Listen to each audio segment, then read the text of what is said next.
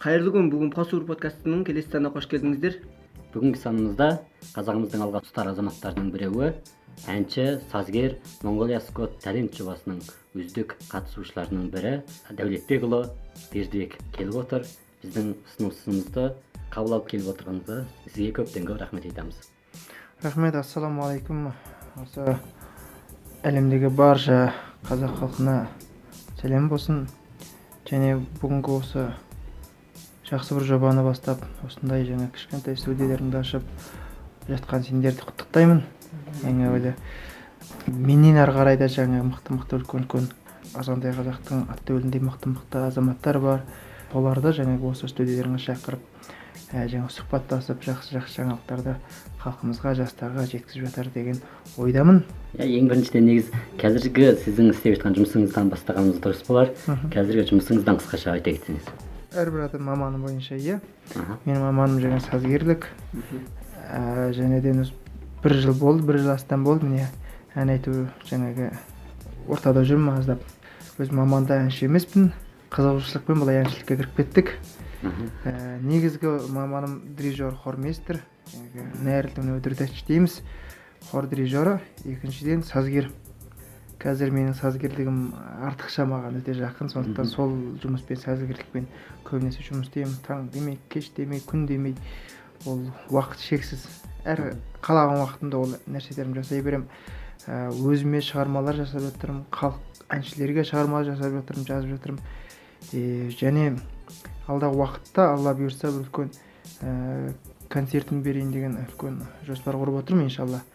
Ол концертін Монголия көлемінде үлкен Бекбаласқа жәнегі Баян-Өлгей туған жеріме өстіп аралап қоямын. Одан бұрын тағы да өзімнің теге өз жазған әндермен қазақша, монголша әндердің жаңа альбом шығару жоспар қазір ол басталып қойды. Осындай өсте жаңалықтар. Енді мынау қазір коронавирус мынандай карантин кезінде көп жұмыстар, жасалынып жатқан жұмыстар бар. Дегенмен де жыбырлап қарап отырып қалмаймыз. Жасап жатырмыз әйтеуір, тәуба әзірге. Қазір сізді жаңағы тек Монголияда емес, дүние жүзіндегі қазақтар жаңағы Mongolia Got Talent'ке қатысқаныңыз арқылы сізді таныстырып, сізді мақтан етіп жатады. Тек бұл ғана емес, жалпы айтқан кезде табыстарыңызға жеткізген жаңағы негізгі себеп не деп ойлайсыз?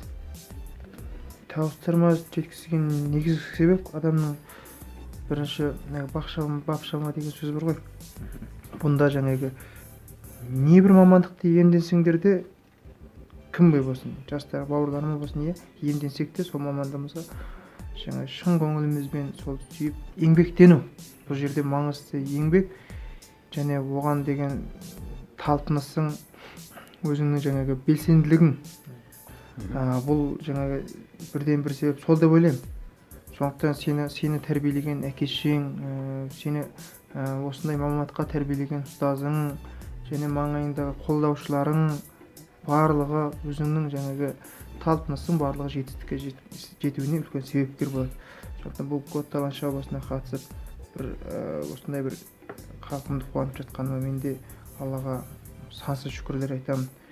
Менің артымнан да талай бауырларым шығады деген ойдамын. Сіз қазір енді әлі жассыз, алда әлі де үлкен жетістіктерге жетеді деп ойлаймын. Қазірге дейінгі өміріңізде сіздің жаңағы өзіңізге сабақ боларлықтай үлкен оқиғалардан айта кетсеңіз, мысалы басқа адамдарға да бір негізі ақыл ретінде бола ма? Сабақ болар оқиғалар дегенде еңбек етсең ерінбей, тояды қарын тіленбей дейді. Жалқау болмау керек. Не бір нәрсені көздесең соған жаңағы жетуге талпыну керек. Егер де оның бәрін жол ортадан ұстасаң, сен жеңілесің.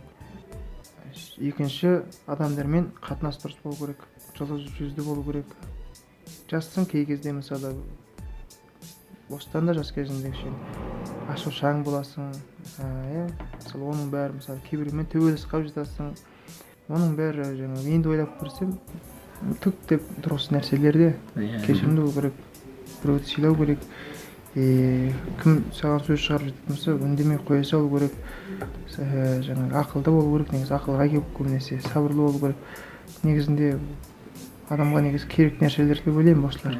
Сабырлы болу, бір-бірін адамдарды сыйлау, өзіңді сыйлату деген маңызды, ең маңызды нәрсе. Қазіргі қоғамға керекті осылар негізі. Мамандықтан көрі осы жаңа сыйлығың негізгі маңызды деймін. Өйткені біреуге өзіңді сыйлат және біреуді сыйла. Бұл қазіргі қоғамда мамандығыңнан маңызды нәрселер. Сондықтан осы негізі сабақ па деймін әр жастан. Жаңа айтып жатсыз ғой, өзіңізден жаңа үлкен кісілердің алған ақылы маңызды деп. Өзіңізден де үлкен кісіден алған, өзіңіздің ағаларыңыздан алған бір ойыңызда үнемі жүретін ақыл сөз, қандай сөз бар сізге айтқан? Ол ақыл сөз деген өте көп. Әке шешеңнен алып жатсаң ақыл сөз. Менің әкем айтатын, шешім дұрыс шығару керек деп. Шешім шығару деген не бір қандай бір жұмысқа бола ма? Әркімге әке шешеңнің ақылынан осы асқан ақыл болмайды ғой енді. Ол өйткені сенің жанашырың, сен дегенде жаның қиятын, иә? Ол саған бір сөз айтса да жан тәнімен, шын көңілмен айтады. Ол кісінің айтқан ақылы сен үшін өте жақсы ақыл деген сөз. Жай бір адамдар айта салады, бірақ әке шешеңнің ақылына жетпейді деп ойлаймын да. Мықты білімді, өте мықты азаматтар, ағаларың да ақылы да өте жақсы. Алуын алып жатасың, тыстарын тыстап жатасың, иә? Мен алғаш басқа мамандықта болдым, шоу-менеджмент деген мамандықта болдым. Оны оқып салып, бір жыл оқу болдым да, келесі жылында музыкант жағына ауысам, дирижер жағына ауысам. Мен әншілік жағын, жаңағы музыкант жағын үйренуім керек деп әкем айтып, енді бір жыл төлетіп, жаңа төлемақысын төлетіп оқып алдым да, енді келесі жылында айтып отырмын. Енді бұл әдемі өзіңе дұрыс шешім болса, шешіміңді қабылдап тұрсаң, онда оқи ғой. Келешекте өзің мүмкін қалмауың керек. Сенің өмірің тек сенікі ғана. Иә, солай ма? Сонда ойладым да мен шынымен, иә, дұрыс, мен шынымен де дұрыс шешім қабылдауым керек. Мен келешекте кім боламын? Мен келешекте осы мамандықпен нан тауып жей аламын ба? Ары қарай қайтып жүремін деген нәрсені көп ойландым расымен де. Сондықтан жаңағы жаман мамандыққа бармадым, тәубе етіп осы мамандықта. Қиын болды, өте қиын болды. Басында 7 бала кірді, соңында 2-ақ бала тауыстық қой. 2 бала анау диплом бізде монтаж жанамада деген жоқ, 2 бала қоңырау тойлатып тұрдық қой. Бір қыз ол, бір қыз болып отыр, менімен бірге тауысқан. Еркекте мен, сосын класстасым бір қыз, жалғыз екеуміз барып бір қызықты оқиға болған. Анау екеуміз 4-ші курс болған кезде сондай бір концерт қоямыз. Дирижерлік, хор нәрілдігін істедік, иә, балаларға үйретіп, сонымызды басқа мектептерге барып қоятын болып. Екеуміз енді сурет алып, постер сурет жасау керек. Анда жерге барып, фотостудияға барып сурет алып сөйтсек, оны мен де байқамаппын. Көңіл күйіме жетіп барды, әкем сурет алдырып, апарып, іліп сақасын ғой. Сөйтсек ертеңінде біреулер танитындар ойды. Сен немене бір қызбен үйленген жүрсің ба дейді. Е десем, бір қызбен үйленіп, моңғол қызбен үйленіп, концерт қойып басын дегенде қойды. Жоқ десем, як үйленген адамдар үйлен тойдың шақыру сөйлескен қыздар екен. Сен отырып, анау сенің иегіңе қолыңды салып тұрып бүйтіп, дәл бір отбасылық адамдар үстінде суреттейді. Анау бір былайына көргенде ұмтелейін жаңағы жағынан бүйтіп, ұрын сахне жағынан қараған кезде сурет емес бір. Шын бір отбасылық бір сурет алдырған. Екеумізде мен ешқандай жаңағы эмоция жоқ. Сол елдерің сенің келіншегің ба деп жүрген маған. Сол сияқты 2-ақ бала тауысқанбыз. Маған ол мамандықта жаман болмадым тәуе. Әркіміміз мамандығын сүю керек, жақсы көру керек, ол үшін талпыну керек. Сіздің мысалы өзіңізде жаңағы өміріңізде үлгі тұтып жүретін қандай адамдар бар? Мысалы дүние жүзінде бір қандай бір мықты азаматтармен бірге бүйтіп тамақ ішетін немесе кезігетін мүмкіндік болатын болса, жаңағы үлгі тұтарлықтай үлкен азаматтардан кімдерді таңдар едіңіз? Енді біздің қазақ елінде де ондай мықты үлгі тұтар азаматтар өте көп. Ақыл жағынан жаңағы бір қазақи жағынан, ұлтшылдық жағынан қарайтын болсам, бірінші өзіме жақын, өнерге жақын Бекбат Тілеуқанов ағамыз айда, депутат қазір. Сол кісімен бүйтіп ақыл кеңесін сұрап бүйтіп, әнін тыңдап қасында тамақтанып отырғанды қалар едім. Ал шетелден дейтін болсақ, былай қарай кететін болсақ, киноактерлер болса, Джеки Чанды деп қояды. Кішкене кезімізде көп жүрдік қой. Кәдімгідей Джеки Чан болып жүрдім ғой мен. Бір киносын көріп тура еліктеп. Шығып аласың да төбелесің, ағаш-мағашты бар тебесің бытшытқа. Жалпы енді осы жақтан да айтса болады, енді басқа дүние жүзінен болса да болады. Жаңағы өзіңізге бір 2 студиядан ұсыныс келетін болса, кайсысына несине карап бирөөнү таңдар эдиңиз жаңы үлкөн студиялардан? Әрине ол бірінші ол студияның адамдардың қатынасы маңызды, екінші олардың жаңағы сапасы маңызды. Шығарма қандай жаңа шығармалар жұмыс жасап жатыр. Расымен менің жаңа шығарған шығармаларымды өте жаңағы маман түрде жоғары түрде дәрежеде шығарып бере алатындай шын көңілдермен жұмыс істегісі келген студия болса, әрине қабылдап олармен жұмыс істеймін. Иншалла. Келешектегі жалпы жоспарыңыз қандай? Келешекте жоспарым Алла берсе, жаңа айттым, үлкен концерттер жасап, альбом шығарып, ары қарай үлкен шығармашылығымды кеңейтіп, иншалла Алла берсе, ары қарай мамандық сазгерлік жағымен білім алып, одан жалпы енді барша қазақ елін аралап жаңа өз атына шығармашылық концертін қойып, шетелдерге бару, шама келсе үлкен жаңағы әншілермен бірге жұмыстау, әнін жазу тек. Қазір оғаны моңғол қазақша жазам ғой. Ары қарай орысша неге жазам, англисша неге жазам болмайды, оның бәрін ойлану керек. Және де біз білмейтін Бердібек ағамыздың жаңа бір күні қалай өтеді? Бір күні PUBG ойнап өтеді. Сен ұят балалар, о PUBG ойнайық деп күні кешке жатады. Қазіргі демалыс уақытта жақсы ойын ойнау керек, не бір нәрседен шұғылдану, спортпен шұғылдану керек.